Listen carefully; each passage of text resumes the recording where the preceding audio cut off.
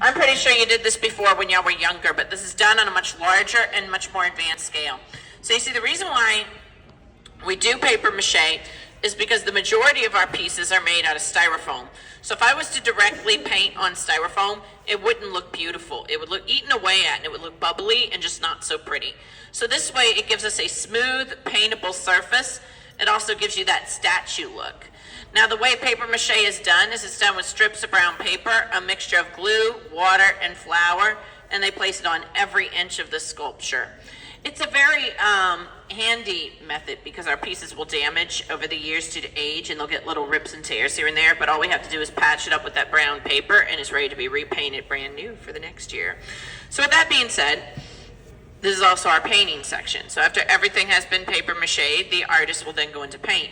Now when they do, they start out by painting everything completely white, like you see the bottle over there. That's not just any old white paint, that's your primer. It's no different than when you go to paint a house.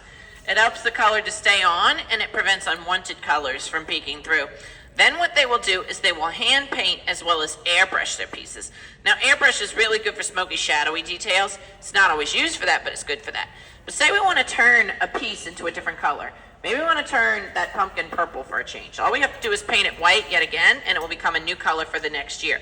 But keep in mind, we live in a swamp, so it's not a matter of if, but when it's going to rain here in New Orleans. So we have to put protective coats on these guys. That protective coat is latex paint. But I'm going to be realistic with you. Latex paint doesn't guarantee waterproof. It will protect it, but only for a certain amount of days. But you know what? That's okay with us, because in the end, the pieces are made out of styrofoam, and y'all use styrofoam cups, if I'm not mistaken, for your water. So the artist doesn't have to start over by any means. All they have to do is rip off that paper mache. Off comes the paint. Repaper mache it, repaint it. Easy peasy, no crying over a piece. On extreme cases, we will have to cancel a parade due to rain. But you know what we know Orleanians are going to do? That is, if it's not raining that bad, we're going to go out in that rain anyway, and we're going to wear our ponchos. I don't mind getting wet, but I am bringing an umbrella because I do care about this gorgeous head of hair behind. So if you come